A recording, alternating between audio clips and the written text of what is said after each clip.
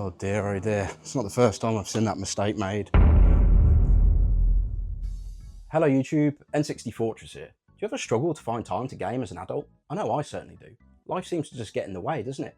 Working full time, being a responsible partner and parent, keeping up with the upkeep of the house, getting on with other things that you enjoy, content creation, watching football, going out to exercise, running, gym, just all these sort of things, spending time with family. It all takes time out of your day and leaves you with precious little to actually sit down and game.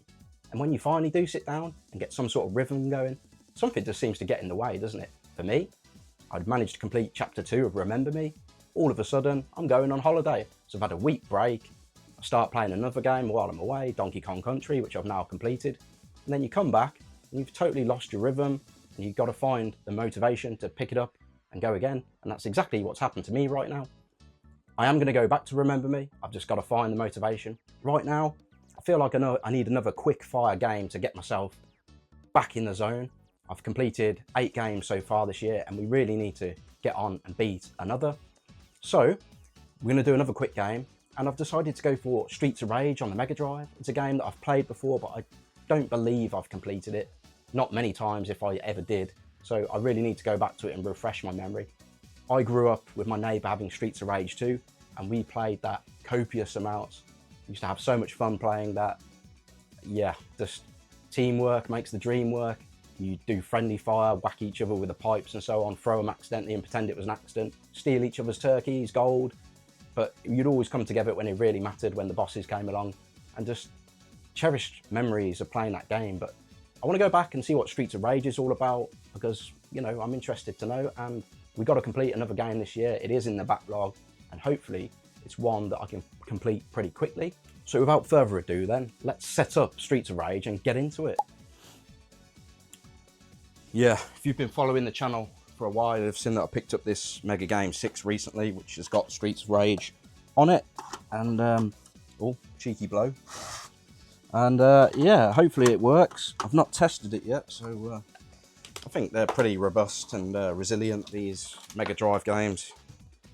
Bulletproof is the terminology I think they use. Maybe. I certainly know that's the case for N64.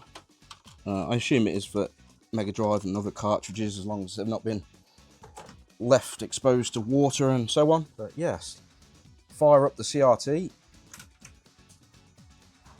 Sound of that CRT firing up is hits different, doesn't it? All right, fingers crossed this works.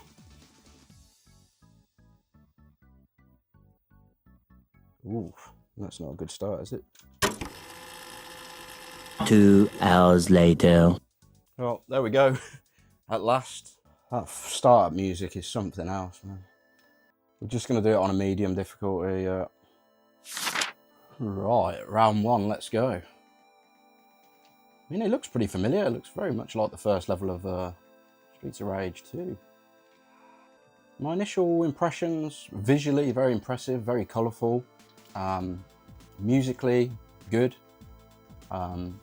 Great soundtrack, great beat. It sounds familiar, but I think they sort of extended it and one-upped it for Streets of Rage 2, right? The enemies look familiar, but again, I think it's fair to say it's just a slightly worse version of Streets of Rage 2, isn't it? It's not unfair to say that. They've clearly improved on it. I mean, yeah, I'm a bit biased because, you know, my views of Streets of Rage 2 are amplified through nostalgia, but also I think it's universally accepted that it is the better game. If I had one criticism, it just feels a little bit clunky on the controls. My movement feels a little bit restricted. I just don't quite have the agility of Streets of Rage 2, even as Axel. But, you know, it's just a part of the time. I think in its own time, this would have been, you know, really well received. And then, you know, Streets of Rage 2 speaks for itself, doesn't it? Amazing game. I haven't really played Streets of Rage 3 that much. I just know that it never hit the heights of Streets of Rage 2, right? Despite being financially very expensive now. Blue Spine Mega Drive game to own. Man, this last level is so hard, and those women there, what, those ninjas, absolutely solid. And the A button is just absolutely useless. It has no use on this level, so it's like, Wow, finding it hard to really navigate through this last level. I totally died on normal. Full confession, I've had to go on to easy, and my lives are still depleting even on easy against these women. I mean, there's a little hack to beat them. I think you have to like take out the kicker first, but this is easy, and it's not. This is exactly what I'm talking about. They made the games difficult back then. They weren't easy at all. So I'm going to try and just get through this last bit and try and get to the final boss, because at the moment I'm struggling. So yeah, let's get on with it. Well, I think that's him done. I feel really embarrassed to have only just about done it on easy. I mean, the final boss was actually easier than getting to the final boss. Like, getting past those two female ninjas, I don't know, I really struggled with it. Maybe it's just a technique thing. Maybe one of you guys will be able to tell me. But yeah, the actual boss itself wasn't too bad. Pleased to have completed my 9th game this year, you know, Streets of Rage. I guess I've kind of alluded throughout playing this, you know, my thoughts on it. It's, you know, it's a charming game. Just, I don't know, a little bit clunky. Yeah, I think obviously Streets of Rage 2, it's just ingrained in me. What a wonderful game that is, and it's nostalgia goggles. But I know I'm not alone in. I know obviously I grew up with it, but I think it's just widely accepted and known to be the best Streets of Rage, a game of the trilogy. So I mean, look, this has been fun. I've enjoyed it. I'm glad I've completed it. It's ticked another game off. I always wondered. And yeah, obviously Streets of Rage 4 is something that is a temptation, you know, now. I think getting it on the Switch is a real good shout. So I'll park you up on the tripod, and I just want to go through a few things that I've added before we conclude this video. There's no gaming pickups this week, but there is some content to go through, so let's park you up on the tripod. Alright, now Streets of Rage is out the way. Enjoyed it. I've got to make an impromptu visit to CeX, my local, Worcester. I've got some games to trade in for a friend. I've got quite high trading value, these, believe it or not, so you'll have quite a big whopping voucher on the back of that. There is also a Switch game in stock that I want to check out. I'll get some footage if there's anything worth taking footage of. I'm not going to throw any in for the sake of it. And yeah, if you wait here, I'm just going to head down to CeX and I'll catch you in a bit.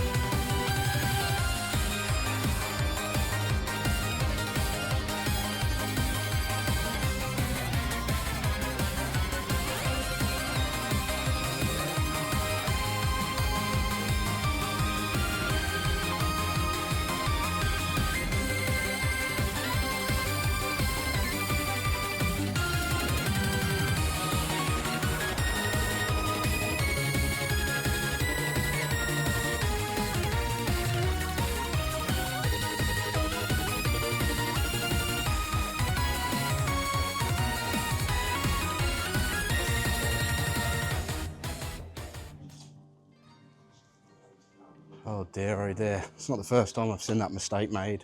Mario Party on the N64, traded in as Mario Party 3. Whoever traded that in would have been laughing. Much higher price for Mario Party 3. Obviously it's very confusing for somebody who doesn't know what they're looking at with that big 3 on the cube that Mario is hitting. But yeah, wrong game, and some staff member might get in a bit of trouble for that. I mean, the giveaway is the cartridge, right? It doesn't say Mario Party 3 on the cartridge. But the condition of that Mario Party is actually pretty nice, but obviously it's worth nowhere near the 190 that they're wanting for it. Might be worth somebody trying to obtain it if they downgrade it, but yeah, never ceases to amaze me. But it's not surprising, you know, a lot of the staff in there weren't even born when the N64 was out, so it's just mad, isn't it? Phew, just like that, guys, we are back from Worcester CEX. I suppose I'd better address the obvious issue, the mistake that has been made. I'm quite surprised, you know, CEX Worcester are normally pretty on it. They're normally pretty good for trade-ins. They don't usually get caught slipping, not like that anyway. It's a bit of a costly mistake, this one. Just for the record, this is Mario Party, this is Mario Party 3. You can see why there's confusion there. There's a 3 on the cube, but as you can see, clear differences. And it's not the first time I've seen this, actually. It's happened before. Yeah, a costly mistake. So to trade this in without manual, £37 trade in. To trade in Mario Party 3 without manual, 140. So over £100 extra trade-in credit for getting the Mario Party 3 price for your bog standard Mario Party. It's hard to know what's gone wrong here. My suspicion is that somebody knew what they were doing. They've done a drop and go perhaps, got a Mario Party and tried to pull the wool over their eyes, perhaps gone to the till, said I've got a drop and go, and then tried to make them hurry up and process it there and then so that they can spend their voucher. Or it could be a genuine mistake, I don't know. Hopefully nobody else gets encouraged to do this on the back of that. That's the last thing we want to see, is a load of Mario Party 3s turning up in stock. But yeah, it just goes to show that they really need to up their game when it comes to things like this, because a mistake can be costly. So yeah, I managed to trade in the games that I went there to trade in for my friend. He's got a nice big voucher now to spend, and yeah, I wanted to go to Worcester anyway because I was eyeing up Super Bomberman R on the Switch. Now, I mean, you don't need to say much about the Bomberman games, do you? Classics. These are the sort of games that I want to start building up in my Switch collection. The staples. I love the modern retro feel to these sort of games. It's like, it takes me back to the 90s, you know, playing Super Bomberman 2 on the Super Nintendo. Fantastic game, and it has those sort of vibes, but with a modern twist. That's what excites me about the Switch, you know, all like the Donkey Kongs, Tropical Freeze, Donkey Kong Returns. That's so up my alley, it's unbelievable, and I can't believe that I've held off for so long, but now's the time to start exploring some of these gems. And it didn't actually cost 20, that's come down in price, it's 18, so I'm happy with that. I did check online first because I'm aware that CEX do, for a lot of Switch games, charge more than what they go for on the secondary market. Not the case for this one. This seems to be about the right price, £18. You know, when you cover in postage and so on, you're pretty much paying that, so I was more than happy to pick this up. I have had a little go on it, it's great, it's fun, and yeah, just really enjoying the Switch too. And Switch obviously with this, and I can't believe I've been missing out all this time, but I'm so easily pleased. I always try and see the best in things, the consoles, the games, and I'm in my element. I'm like a kid at Christmas at the moment, really enjoying it. I've completed Mario Kart World now on 50cc, thoroughly enjoyed it. I can't believe it that game has had some negative reviews when it first came out. You know, people were saying, oh, the graphics are the same, it's not good enough, it's this, that and the other. Not for me. I think it's fantastic. I mean, okay, I haven't really played Mario Kart 8 on the Switch, so I can't point out, obviously, the lack of increase in graphics or you know, anything else like that, playability. But for me, picking it up for the first time, having not played a Mario Kart in a long time, really. I mean, I've had a go on Mario Kart 8, but not a proper go on it, really. I haven't owned it. From coming somebody like that who hasn't played it in years, probably since the Wii, it's fantastic. Oh, I love it. I'm having so much fun with it, and there's so much replayability there. It'll be there to play with the kids when they're older, play for the kids to play on their own, and it's just, that's wonderful. That's what it's all about, the Switch, and I can't wait to just, and the Switch too, I can't wait to just explore the universe of games available and future games for it. I'm really glad that I finally made this move. It's late to the party, but I'm glad that I've done it now. And if I hadn't gone to CEX, there wouldn't have been any pickups, just obviously tempered glass screen protectors. Shout out to Tomo, he recommended these specifically, and yeah, just glad to, or pleased to be finally putting one of these on, because you're always a bit like, ooh, you don't want to drop it, you know, as soon as you get switched to, and the last thing you want to do is drop it straight away. I always think, remember somebody bought the new iPhone on release and there was a cameraman in their face going, come on, let's have a look at it. They opened the box and dropped their iPhone straight on the floor and smashed the screen. And yeah, the last thing you want to do is get a Switch 2 and drop it in the first week of owning it, especially when they cost so much money. So yeah, pleased to have some sort of protection going. I also bought a carry case. Now, this is a little bit bigger, I guess because you can store the docking system as well. So that's great to have like around the game room, I guess, just like the whole thing in here when it's not set up, I guess. Or, you know, if you're transferring the whole thing, but I think I need to get a smaller case as well. Let me know your thoughts for just the Switch itself and games, for when you're like, you know, just want to take the Switch to somewhere and have more mobility with it, you know, so you've got protection on it, but you don't want a big clunky thing like this because you don't need the docking system. So yeah, that's just the other thing that I picked up really, but that has a use because it'll stop me needing the box. The box can go in a box in the loft and be forgotten about then, and you know, all your, you know, chargers and whatnot can just go into that when it's not set up or whatever. So yeah, really pleased to add those things. Really happy to have bought Bomberman. Really pleased to have made progress with Mario Kart World, and looking forward to obviously the increased difficulty on 100cc and 150cc. And yeah, pleased to have ticked another game off. We've beaten the 9th game this year.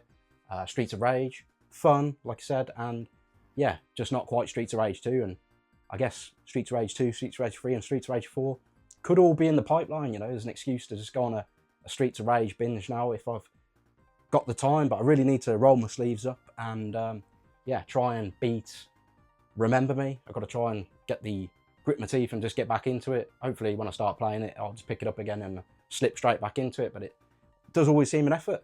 That's going to do it for this week. I hope you've enjoyed this video. If you did, drop a like. It really helps the channel out. Add some hype points if you've got any spare and you've enjoyed the video. Drop a comment. Let me know what you think about this CEX fail. Let me know what you think about anything that I've done on this video, Streets of Rage, any memories with that.